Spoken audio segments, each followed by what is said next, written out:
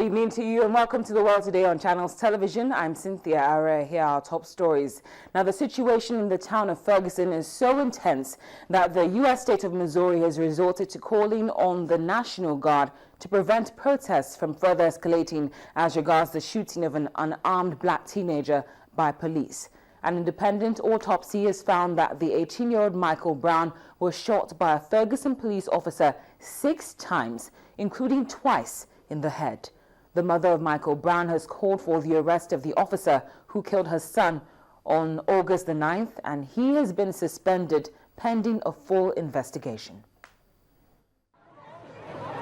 About 400 protesters took to the streets of Ferguson, Missouri Sunday night as demonstrations continue over the fatal police shooting of an unarmed black teenager over a week ago. Police fired smoke canisters to disperse the crowd ahead of a midnight curfew, and there were reports that gunshots were heard as the deadline approached. The demonstration had appeared to be largely peaceful when police moved in with armored vehicles and started firing the smoke canisters.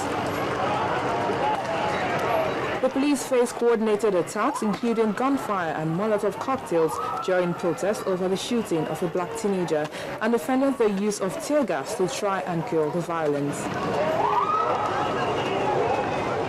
Molotov cocktails were thrown.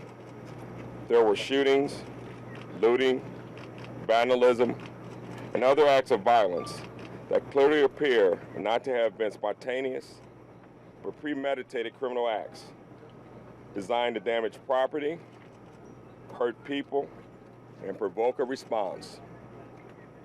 The catalyst was not civil disobedience, but pre-planned agitation and aggression, coordinated in many cases.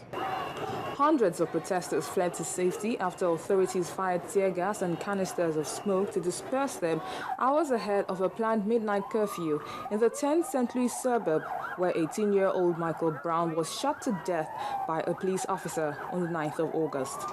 Police also believe the coordinated acts by a few in the crowd were premeditated criminal acts designed to provoke a response.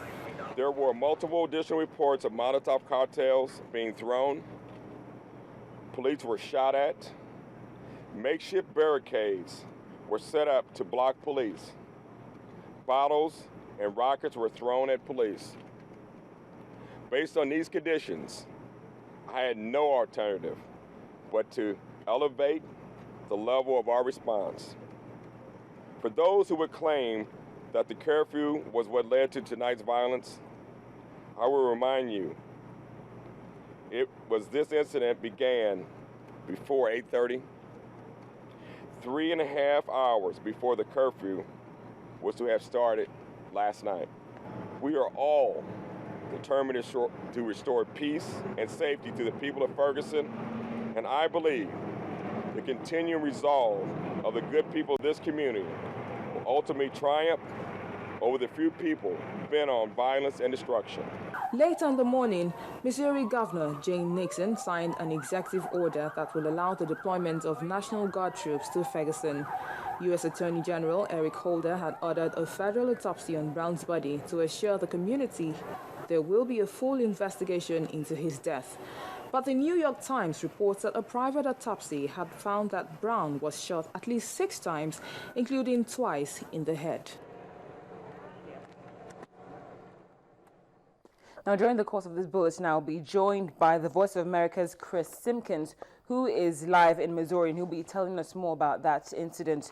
But for now, things don't seem to be looking up in Ukraine, where many people have died when rockets and mortars hit vehicles moving refugees from the Luhansk area of eastern Ukraine.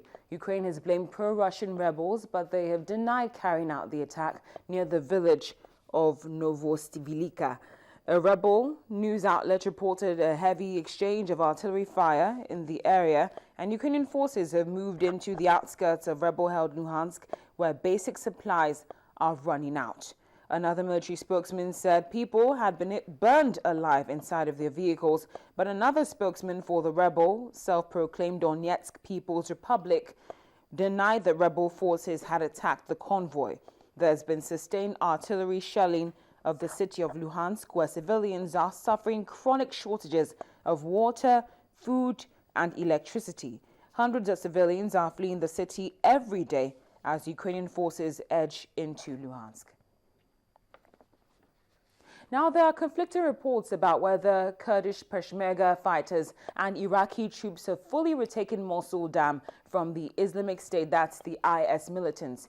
Iraqi military spokesman Lieutenant General Qasim Atta told reporters that the dam has been fully cleansed. He also said troops had been backed by a joint air patrol, but did not specify if there had been any U.S. airstrikes. However, journalists in that area say fighting there is still going on and jihadists remain in control of the main gate. An Islamic State statement also contradicted the military's claim, saying it had repelled Kurdish fighters and inflicted heavy losses. Now, it's been a very challenging and tragic day for residents of Nepal and northern India, where at least 160 people have been killed in floods and landslides following days of torrential rain. In Nepal, at least 101 people are known to have died after rescuers found four more bodies.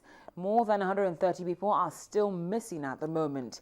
In northern Indian states, severe flooding after rainfall left at least 60 people dead and entire villages marooned. The worst of the rain is now thought to be over, thankfully. Landslides and flooding devastated rural communities and cut off roads throughout the region in Nepal. And more than 1,500 villages are inundated in India's Uttar Pradesh state, where 28 people have died and thousands have been left homeless.